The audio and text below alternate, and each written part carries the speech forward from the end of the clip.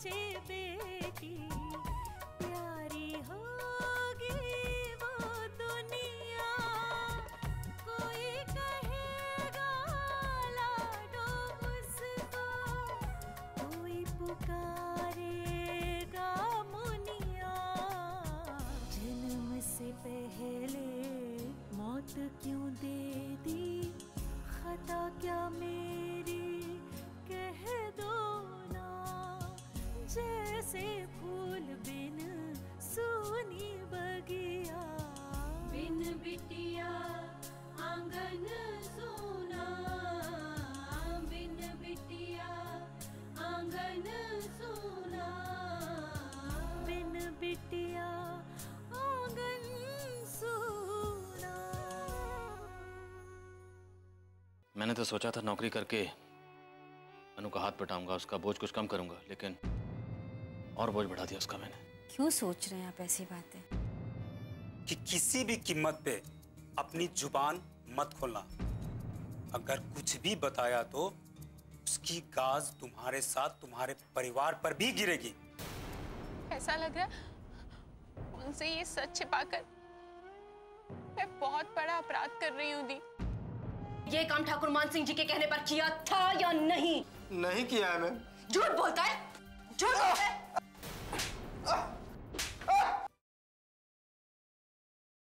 मेरी बात मान ले और सब सच बता दे। तेरी और तेरे परिवार की भलाई इसी में है सरजू, मान ले मेरी बात। क्या सोच रहा है? सच बोल देना। मैं सब सच बता दूंगा, लेकिन मैं छूट तो जाऊंगा ना, मुझे जेल तो नहीं जाने पड़ेगी ना। सरजू, मैं पूरी कोशिश करूंगी कि तुझे कम से कम सजा हो।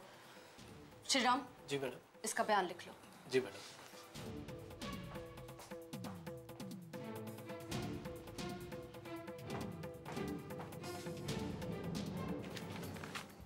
बोलो। मुझे लोटन ने बुलाया था और उसने कहा था बहुत जरूरी काम है। वहां आने के बाद उसने मुझे 5 लाख रुपया दिया और कहा कि ये पैसा मैं आपके पापा के घर पे छुपा दूं, और इस काम के लिए ठाकुर साहब मुझे 20,000 रुपया देंगे।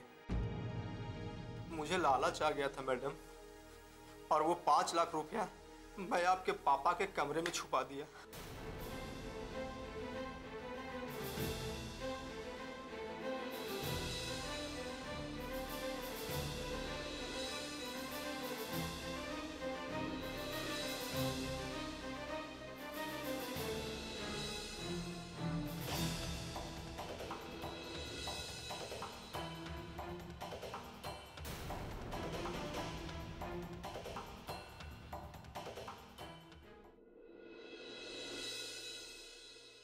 हाँ हाँ जरूर आएंगे। अब आप इतने प्यार से बुला रहे हैं तो आना ही पड़ेगा। जी जी हाँ, पूरे परिवार के साथ आएंगे हम। चलिए, जय माँ भवानी। कौन था दादाजी? सितारपुर के ठाकुर साहब थे, उनके पोते की शादी है, उसमें बुलाया है हमें। सितारपुर? वो तो बहुत दूर है ना? हाँ दूर तो है। और फिर गांव की शादी में कौन जाएगा? बेटा, कहने के लिए गांव की शादी है, ठाकुरों की शादियों में जो रौनक होती है ना, वो देखते ही बनती है। हम तुम्हें ले चलेंगे, शहर की शादियां भूल जाओगे बरखुरदार। मालिक, मालिक, गजब हो गया मालिक। क्या हुआ, इतना हड़बड़ा हुआ क्यों है? दादाजी, ये जब भी ऐसे आता है ना, कोई ना कोई बुरी खबर लेकर आता है। हाँ छोटे मालिक, आज भी बुरी खबर है। देखा, मैंने कहा था ना। क्या हुआ? मालिक, पता चला है कि उस इंस्पेक्टरनी ने सरजू को सरकारी गवाह बना लिया है और उसने आपके खिलाफ बयान भी दे दिया है।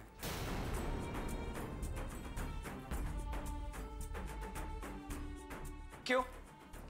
तू तो गया था ना उसे समझाने को? आप गया था छोटे ठाकुर, और मैंने उसे अच्छी तरीके से धमकाया भी था, पर पता नहीं उस इंस्पेक्टरनी ने उस पर क्या जादू कर दिया कि उसके बातों में आ गया सरजू। जिसका डर था वही हुआ। मैं जानता था कि वो पुलिस की मार सह नहीं सकेगा, सब कुछ बक देगा। अब कल पेशी है, हम सब मारे जाएंगे। क्यों रे? तूने तो कहा था बहुत वफादार आदमी। इस काम के लिए इससे बेहतर आदमी नहीं मिलेगा। हमारे एक इशारे पर अपनी जान दे देगा। ये तो धोखेबाज निकला। एक बार भी हमारे बारे में नहीं सोचा इसने। पुलिस के मार से तो अच्छे अच्छे आदमी टूट जाते हैं मालिक। क्या पुलिस? पुलिस एक लड़की से डर गया वो। शर्म आती है हमें कि हमने ऐसे आदमी को अपने काम के लिए चुना। अब क्या होगा दादाजी? हमें सोचने तो अभिमान। मैं तो शुरू से ही कह रहा था कि सरजू को कहीं दूर भेज देते, लेकिन मेरी कोई सुने तब ना। अभिमान, शांत हो जाओ और हमें सोचने तो क्या करना है इसका। अरे करना क्या है दादाजी? वहीं जाकर उसे उड़ा देता हूं। ना रहेगा बांस, ना बजेगी बांसुरी। अरे जब सरजू ही नहीं रहेगा तो हमारे खिलाफ उसके बयान का मतलब ही क्या रह जाएगा? अभिमान, क्या क्या कर रहे हो बेटा? जल्दबाजी में हमेशा काम बिगड़ते हैं। ये कोई बच्चों का खेल नहीं है। बहुत होशियारी से खेलना होगा ये खेल हमें। ठंडे दिमाग से सोचो, जरूर कोई ना कोई हल निकलेगा इसका। पहले भी आपने मुझे यही कहकर चुप करा दिया था, लेकिन अब मैं चुप नहीं बैठूंगा। तुम बहुत जल्दी तैश में आ जाते हो। देखो देखो, मेरी बात सुनो। जोश में भी होश रखना पड़ता है। यूं ही नहीं चला रहे इतनी बड़ी रियासत हम। सोचने दो हमें कि आगे क्या करना है। बेटा भरोसा रखो हम पे। वो लोग सरजू से चाहे जो भी लिखवा लें, लेकिन होगा वही जो हम चाहते हैं। बिन बिटिया आंगन सोना।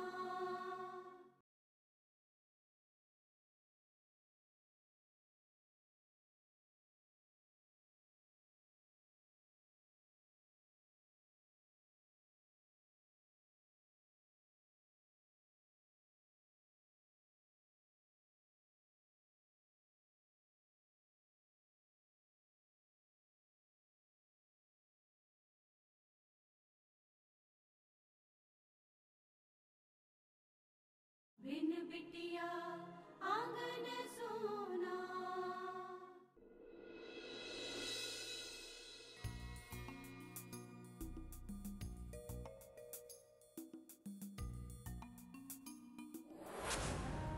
तुम्हें मैंने सिर की कसम अपराजिता, तुम किसी से कुछ नहीं कहोगी। तुम मेरी छोटी बहन हो। अगर तुम मुझे थोड़ा सा भी प्यार करती हो, मेरा मान करती हो, तो तुम ये बात अपनी जबान पर कभी नहीं लेकर आओगी।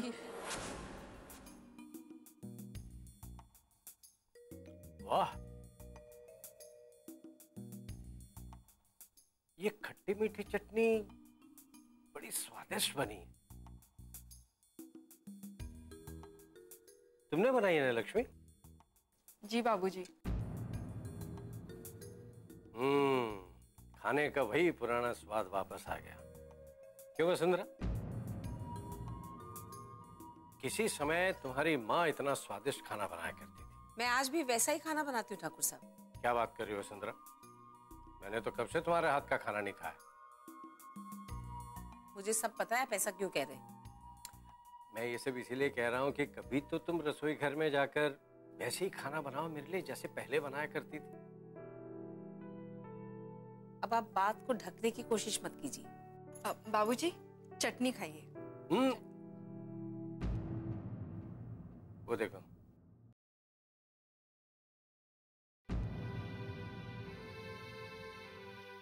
अपराजिता। हाँ माँ। क्या हुआ बेटा? क्या सोच रही हो तुम? नहीं नहीं, कुछ नहीं माँ। साफ झूठ बोल रही। कब से चुपचाप बैठी है? नहीं नहीं, वो तो ऐसे ही। अरे ऐसे का क्या मतलब है? कोई बात है तो मुझे बताओ बेटा। नहीं माँ, कोई बात नहीं है। ये उम्र लड़कियों की शादी की होती है, और वक्त पे अगर शादी ना हो ना तो फिर ऐसे ख्यालों में खोई रहती है। नहीं माँ, ऐसी कोई बात नहीं है। मुझे नहीं करनी कोई शादी वादी। कुछ तो बात है बेटा, बताओ क्या बात है? नहीं नानू, ऐसी कोई बात नहीं है। हॉस्पिटल में एक पेशेंट बहुत बीमार है, बस उसी के बारे में सोच रही थी। अच्छा मैं चलती हूँ। अरे ठीक से नाश्ता तो कर ले। मेरा नाश्ता हो गया, बाय। अरे सुन तो, देखो लक्ष्मी मेरी बात मानो और इसके लिए लड़का देखना शुरू कर दो।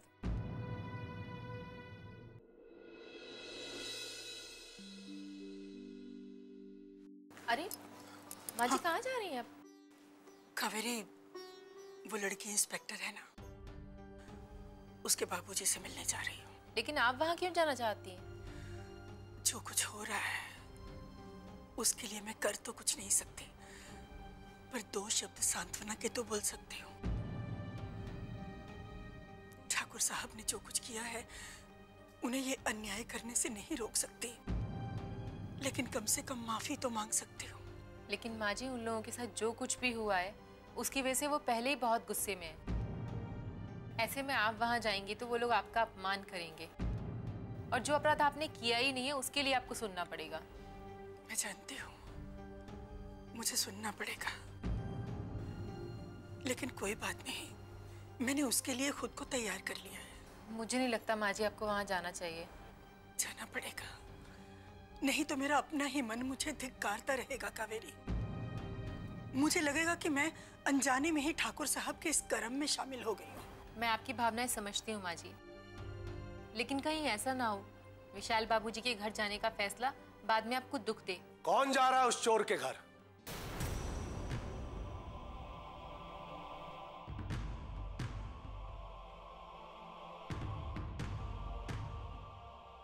ठाकुराइन, तुमने जवाब नहीं दिया। कौन जा रहा है उस चोर के घर? मैं जा रही हूँ ठाकुर साहब। हम पूछ सकते हैं क्यों? उनके साथ जो भी हुआ है उसके लिए दुख प्रकट करने और माफी मांगने। साफ साफ क्या नहीं कहती हो कि हमारी नाक कटवाने जा रही हो वहां पे? क्या जरूरत हमारे दुश्मन के घर जाने की? जानती हो ना कि उनकी वजह से कितने जिल्लत झेलनी पड़ी हमें, कितना अपमान हुआ हमारा। तुम्हें शर्म नहीं आती है? हमारी पीठ पीछे हमारे दुश्मन के घर जा रही हो। आती है ठाकुर साहब, बहुत शर्म आती है जब मैं ये सोचती हूँ कि मेरे पति ने किसी निर्दोष को गलत इल्जाम लगाकर फंसा दिया है। शर्म आती है ये सोचकर कि मैं चाहते हुए भी उसकी कोई मदद नहीं कर सकती। ठाकुराइन, आप तो मेरे पति परमेश्वर है ना, आपसे ही करें ये गलत। मैं कुछ नहीं कह सकती आपको, लेकिन जिसके साथ आपने इतना गलत किया है, बुरा किया है, कम से कम 2 शब्द सांत्वना के तो बोल सकती हूँ ना उसको। बिल्कुल नहीं, तुम कहीं नहीं जाओगी।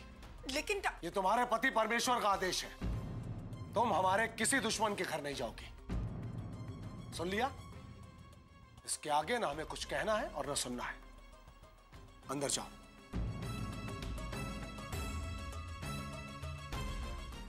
तुमने सुना नहीं ठाकुराइन?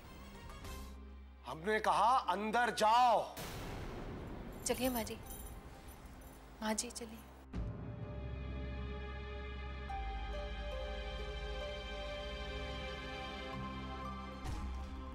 देख लिया अभिमान, इन्हें हमारे दुश्मनों की ज्यादा फिक्र है।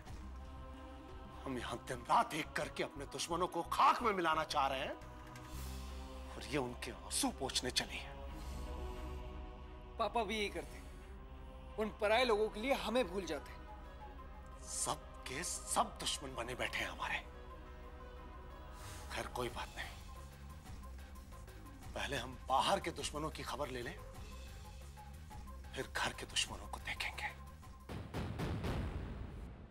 बिन बिटिया आंगन सोना।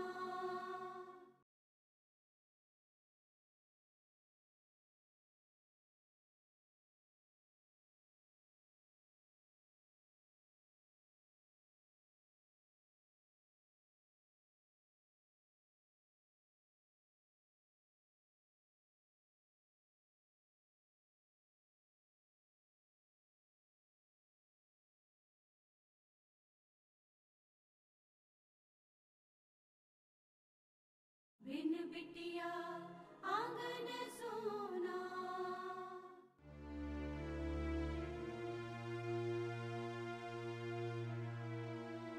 क्या करूं मैं? ये बात मेरे मन को खाई जा रही है कि मैं माँ के साथ धोखा कर रही हूँ। अगर दी ने मुझे कसम नहीं दी होती तो मैं एक पल नहीं लगाती, मैं सब कुछ दी के बारे में बता देती। डॉक्टर, वो 16 नंबर पेशेंट की दवाई बदलने को कहा था आपने। क्यों? वो तो आपको ही मालूम होगा, मुझे क्या पता। हाँ, उसकी रिपोर्ट्स दिखाओ। देखो, उसको कहो कि जो वो पुरानी दवाइयाँ खा रहा है वो बंद कर दे और ये जो नई दवाइयाँ लिख के दी हैं ये स्टार्ट कर दे। और हाँ, उसके डिस्चार्ज पेपर भी तैयार करो, अब वो ठीक है। जी।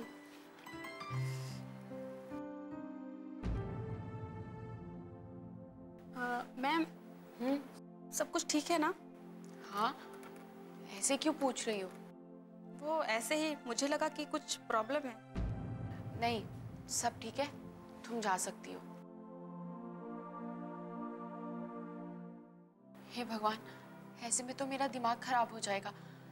मुझे दी से बात करनी ही पड़ेगी। हाँ।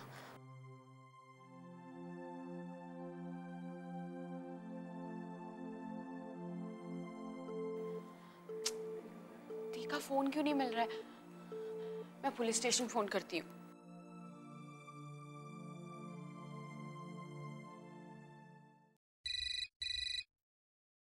ड्यूटी पे ध्यान रखो, ज्यादा लपझप हमको पसंद नहीं, समझे? Hello, Shri Ram Chaubey here, who is there, speak clear. Hello Shri Ram ji, मैं अपराजिता बोल रही हूँ, मुझे अनुष्का जी से बात करनी है। आई एम सॉरी टू से मैडम जी, मैं अभी अपनी मैडम जी से आपकी बात नहीं करवा सकते। क्यों, क्या वो बिजी हैं? I am very very sorry to say again madam ji कि वो बिजी हैं कि नहीं बिजी हैं ये हमको पता नहीं, लेकिन हमको इतना पता है कि मैडम जी थाने में नहीं है। अभी इन्हीं आंखों ने साक्षात उनको थाने में देखा था, अभी इन्हीं आंखों ने साक्षात उनको बाहर जाते हुए भी देखा है। तो ऐसा बोलिए ना श्री राम जी। हेलो, अरे हेलो, हम ऐसे दी से बात करना बहुत जरूरी है। मैं ऐसा करती हूँ, मैं ही चली जाती हूँ। हाँ, यही ठीक होगा कि मुझे ही जाना चाहिए।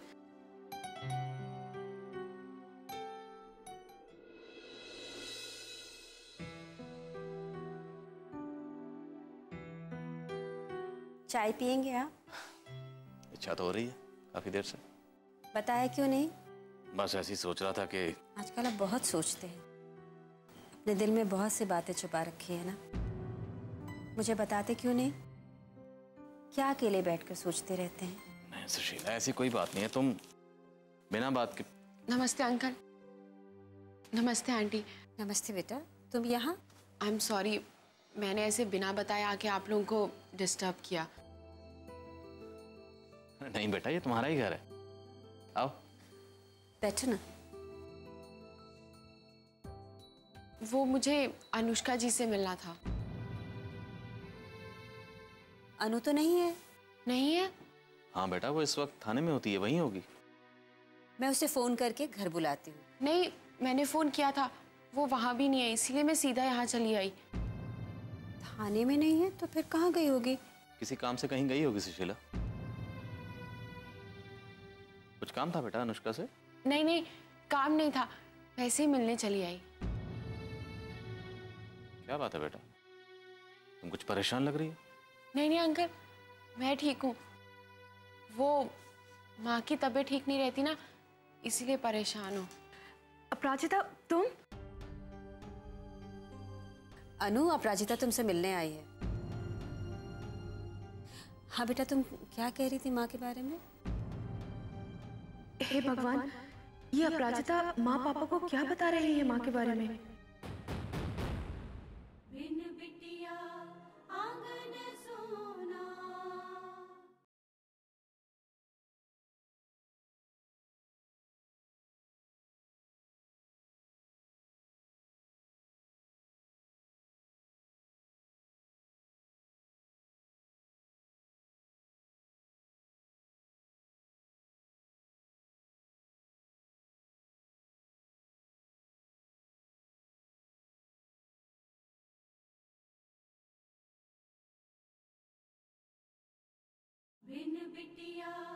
आंगन सोना।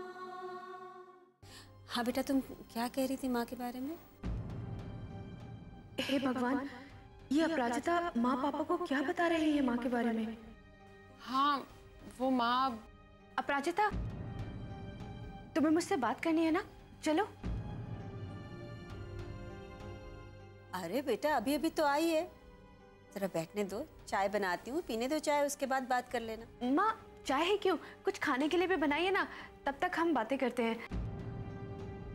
चलो अपराजिता। चलो मैं चाय लेकर आती हूँ। लड़कियां भी ना, मैं आपके लिए चाय लेकर आती हूँ। जी।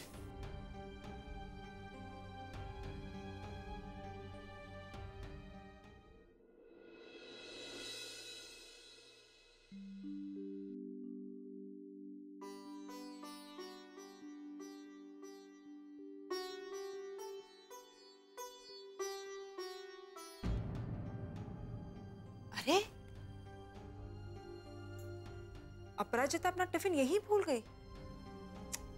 हे भगवान, पता नहीं इस लड़की का ध्यान कहाँ रहता है आजकल। पहले तो उसे हर चीज का ध्यान रहता था, क्या हो गया मेरी बच्ची को? मैं राधे को बोल के ये टिफिन भिजवा देती हूँ। नहीं नहीं, पहले मैं उसे फोन करके बता तो दूँ इसका टिफिन यहाँ पे है।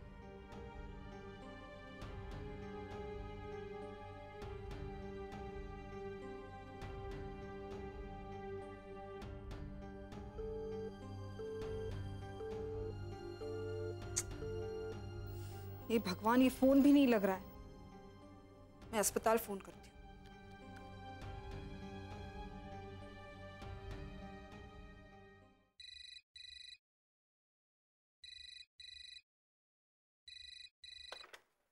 हेलो। हेलो, डॉक्टर अपराजिता है वहाँ? जी वो यहाँ है नहीं। नहीं है? मतलब कहाँ है? आप कौन? जी मैं उसकी माँ लक्ष्मी बोल रही हूँ। ओह, गुड आफ्टरनून मैम। वो यहाँ से जल्दी निकल गई, कह रही थी कि तबीयत नहीं ठीक है। क्या तबीयत ठीक नहीं है उसकी? अच्छा ठीक है। अपराजिता की तबीयत ठीक नहीं है तो फिर वो घर क्यों नहीं आई? हे भगवान, 2-3 दिनों से परेशान भी लग रही थी। पता नहीं क्या बात हो सकती है। ये लड़की कुछ बताती भी तो नहीं ना। मैं क्या करूं?